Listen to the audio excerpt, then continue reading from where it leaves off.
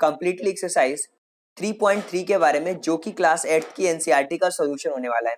अगर मैं बात करूं एक्सरसाइज 3.3 की, तो सबसे ज्यादा जो क्वेश्चंस पूछे गए हैं वो पैरेललोग्राम के ऊपर पूछे गए हैं, और पैरेललोग्राम के कॉन्सेप्ट्स को हमें समझना होगा कि एक्चुअल में पैरेललोग्राम क्या होता है। देखिए, पैरेललोग्राम शब्द बना है पैरेलल लाइन से, और पैरेलल लाइन होती है इसके अंदर, और जो इसके अपोजिट साइड होती हैं, किसी भी क्वाड्रिलेटरल की जो अपोजिट साइड होती है, जैसे कि बीसी की अपोजिट है यहाँ पे एडी, और एबी की अपोजिट है सीडी, तो ये एक दूसरे के पैरेलल होती है। पैरेलल लाइन का मतलब होता है वे लाइन जो एक दूसरे को कभी इंटरसेक्ट नहीं करती, और पैरेलल लाइन को बताने का तरीका ये है हमारा सिंपल। पैरेलल लाइंस को ऐसे हम बताते हैं, जैसे रेल की पटरी होती है, वो पैरेलल लाइन का एग्जांपल्स हैं।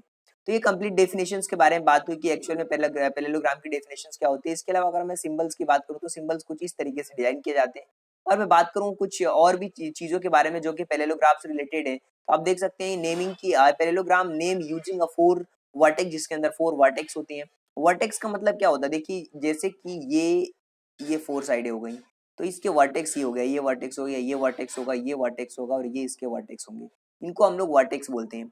You can start from one vertex but you must continue to clockwise या काउंटर क्लॉकवाइज डायरेक्शन। आप क्या कर सकते हैं, एक वर्टेक्स से स्टार्ट कर सकते हैं और क्लॉकवाइज या काउंटर क्लॉकवाइज में भी जा सकते हैं। फॉर एग्जाम्पल हम देख सकते हैं कि ए बी सी डी या ए डी सी बी, या ए बी सी डी कर लें या ए डी सी बी कर लें, किसी भी तरीके से आप काउंट करोगे तो ये एक पैरेललोग्राम ही कहलाएगा। तो अब एक्चुअल में आते हैं हम लोग क्वेश्चंस के ऊपर कि एक्चुअल में क्वेश्चंस में क्या पूछा गया है और किस टाइप के क्वेश्चंस पूछे गए हैं इस कंप्लीट एक्सरसाइज में, जो कि है हमारी 3.3। तो अब आते हैं हम क्वेश्चंस के ऊपर और देखते हैं कि किस टाइप के क्वेश्चंस इस चैप्टर के अंदर हमसे पूछे गए हैं। देखिए, अगर बात करूं मैं एक्सरसाइज में क्वेश्चंस की, तो क्वेश्चंस में आप देख सकते हैं कि एक पैरेललोग्राम दिया हुआ है ए बी सी डी, और जो हमें जिस स्टेटमेंट को हमें कंप्लीट करना है डेफिनेशंस और प्रॉपर्टी का यूज करके, तो हमने देखा कि जो अपोजिट साइड्स होती हैं पैरेललोग्राम की वो इक्वल होती हैं, और जो अपोजिट से एंगल होते हैं वो भी इक्वल होते हैं, जो डायगोनल्स होते हैं वो भी बाइसेक्ट करते हैं एक दूसरे को। तो हम देख पा रहे हैं कि एडी जो है वो किसके बराबर होगा, बीसी के बराबर होगा। क्यों होगा, क्योंकि हमें पता है कि जो अपोजिट साइड्स होती हैं पैरेललोग्राम की वो क्या होंगी, इक्वल होंगी। तो यहाँ पे मैंने प्रॉपर्टीज भी लिख दी है कि कौन सी प्रॉपर्टीज यूज करी गई है, और यहाँ पे एंगल्स के बारे में दिया गया है कि जो अपोजिट एंगल होंगे वो पैरेललोग्राम के इक्वल होंगे। तो डी सी बी किसके इक्वल होगा, एंगल डी एंगल बी के इक्वल में होगा।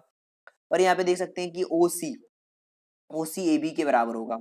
क्यों ओ सी बराबर होगा ए बी के, इसलिए बराबर होगा क्योंकि जो डायगोनल्स होते हैं वो एक दूसरे को बाइसेक्ट करते हैं, और बाइसेक्ट करेंगे तो यानी कि ये जो साइड होगी इस साइड के इक्वल भी हो सकती है अगर बाइसेक्ट कर रहे हैं तो। और यहाँ पे देख सकते हैं कि जो एडिसेंट एंगल होते हैं, adjacent angle in the parallelogram are supplementary, वो हमेशा सप्लीमेंट्री एंगल होते हैं, यानी 180 डिग्री के होंगे अगर दोनों एंगल्स को हम प्लस करेंगे तो। अब बात करते हैं एक क्वेश्चन नंबर सेकंड की कि एक्चुअल में क्वेश्चन नंबर सेकंड के अंदर क्या दिया गया। देखिए, क्वेश्चन नंबर सेकंड के अंदर जो पैरेललोग्राम बने हुए हैं उनमें एक्स वाई जेड की वैल्यूज हमें फाइंड आउट करनी है इनकी प्रॉपर्टीज का यूज करके। सबसे पहले आते हैं क्वेश्चन नंबर फर्स्ट में, जो सबसे फर्स्ट डायग्राम दिया हुआ है इसके बेसिस पे इसको सॉल्व करते हैं।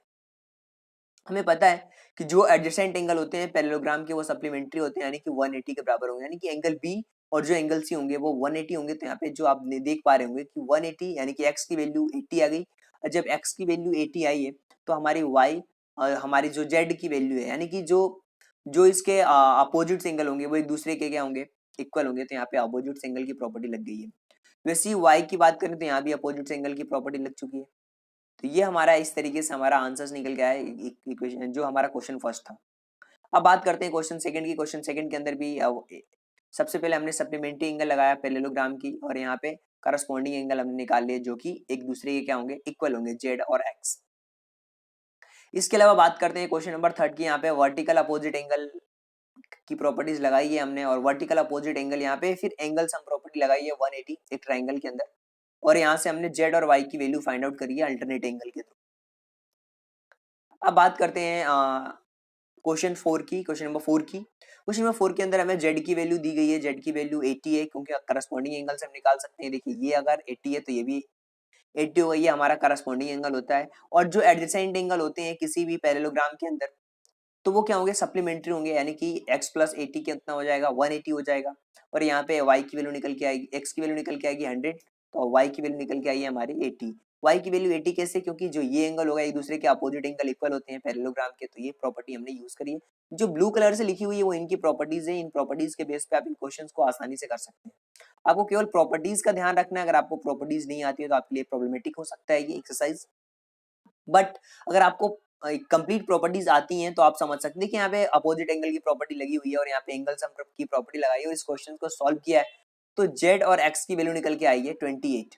अब बात करते हैं क्वेश्चन नंबर थर्ड की। क्वेश्चन नंबर थर्ड के अंदर दिया गया है कि can a quadrilateral ABCD be a parallelogram. क्या है एबीसीडी जो है वो एक पैरेललोग्राम हो सकता है क्या? जब d plus B equal to 180 दिया हुआ है और ए बी बराबर डी सी दिया हुआ है और ए डी की वैल्यू अलग अलग दी गई है। देखिए जो d plus B equal to 180 हो सकता है, it can be but here it's not to be. ये हो सकता है बट यहाँ पे ये चीजें नहीं है। अब क्वेश्चन नंबर सेकंड की बात करी गई है कि यहाँ पे ये पैरेललोग्राम नहीं हो सकता है। क्यों नहीं हो सकता है? क्योंकि ये लाइनें पैरेलल पैरेलल तो हो सकती हैं लेकिन इसके जो एंगल हैं वो भी अपोजिट एंगल बराबर होने चाहिए। अब मैं बात करता हूँ सेकंड वाले क्वेश्चंस की। Know it in this case one pair opposite sides are equal. एक पेयर अपोजिट साइड का इक्वल होना चाहिए जो कि है नहीं, और another pair opposite side are unequal. यहाँ पे अनइक्वल है तो हम कह सकते हैं कि ये पैरेललोग्राम नहीं है। अब हमारे थर्ड क्वेश्चन की बात करें, एंगल ए और एंगल सी बराबर नहीं है जो कि एक पैरेललोग्राम में होना चाहिए, अपोजिट एंगल इक्वल होने चाहिए जो कि है नहीं, तो ये भी एक parallelogram, therefore it is not a parallelogram. ये भी एक पैरेललोग्राम नहीं। अब बात करते हैं क्वेश्चन नंबर 4 की। एक रफ डायग्राम बनाना है क्वाड्रिलेटरल्स का और हमें बताना है कि that is not a parallelogram, it's exactly two opposite angles measure करने हैं हमें। देखिए वहां पे हमने बताया है कि एबीसीडी जो क्वाड्रिलेटरल, ये काइट का example, it be a kite. देखिए ए और सी दोनों बराबर हैं, जिनके दो साइडें भी बराबर हो रही हैं आपस में, लेकिन ये पैरेलल ये क्वाड्रिलेटरल है लेकिन पैरेललोग्राम नहीं है। इसलिए नहीं है क्योंकि यहाँ पे आप देख पा रहे हैं कि एक ये लाइनें एक दूसरे को क्या कर रही हैं, इंटरसेक्ट कर रही हैं। बट पैरेललोग्राम में क्या होता है, लाइनें पैरेलल होनी चाहिए, लेकिन हमें ड्रॉ करना था केवल क्वाड्रिलेटरल्स के बारे में जो कि पैरेललोग्राम नहीं है, तो हमने ड्रॉ कर दिया। क्वेश्चन नंबर 4 का रफ डायग्राम। अब बात करते हैं क्वेश्चन नंबर 5। क्वेश्चन नंबर 5 के अंदर दिया गया है कि the measure of to adjacent angle. ये जो एडजेसेंट एंगल बने हुए हैं जो एक लाइन पे बनते हैं वो एडजेसेंट एंगल होते हैं। एडजेसेंट एंगल जो बने हुए हैं पैरेललोग्राम के अंदर जिनका रेशियो दिया हुआ है 3:2, हमें मेजर करना है उनके एंगल को। तो हमने मान लिया कि जो एडजेसेंट एंगल है वो 3x प्लस 2x 3x और 2x है, और हमें पता है कि एक लाइन पे 180 डिग्री का एंगल बनता है, तो यहाँ पे लीनियर प्रॉपर्टी के through 3x plus 2x equal to 180 और x की वैल्यू हमारी निकल के आई है 36। तो वन एंगल जो इसका निकल के आएगा 3x यानी कि 108 और सेकंड अनदर एंगल 72। तो इस तरीके से हम इनके एंगल्स निकाल पाएंगे। अब बात करते हैं क्वेश्चन नंबर 6 की। क्वेश्चन नंबर 6 के अंदर दिया गया two adjacent angle of parallelogram are equal measure, find the measure of इस एंगल ऑफ पैरेललोग्राम। हमें इनके एंगल्स को फाइंड आउट करना है। तो हमने मान लिया कि जो एडजेसेंट एंगल है वो क्या है, x है, और इक्वल मेजर किए जा रहे हैं यानी कि x प्लस एक्स यानी कि 2x, और यहाँ पे 90 वैल्यू निकल के आई है।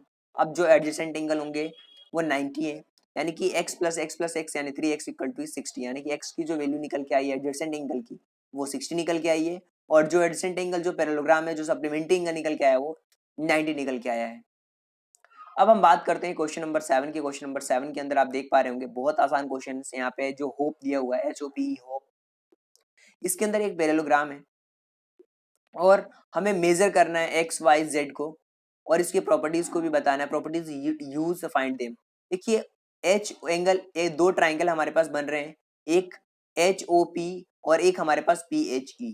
दोनों ट्राइंगल में हम लोग एक लीनियर पेयर के through angle HOP find out कर पाएंगे, तो वहां पे 110 निकल के आएगा, और एंगल E जो कि पैरेललोग्राम के अपोजिट एंगल होगा तो बराबर होगा, तो वो x की वैल्यू आ जाएगी 110, और इस तरीके से अल्टरनेट एंगल निकाल लेंगे तो हमारे पास y की भी वैल्यू आ जाएगी 40।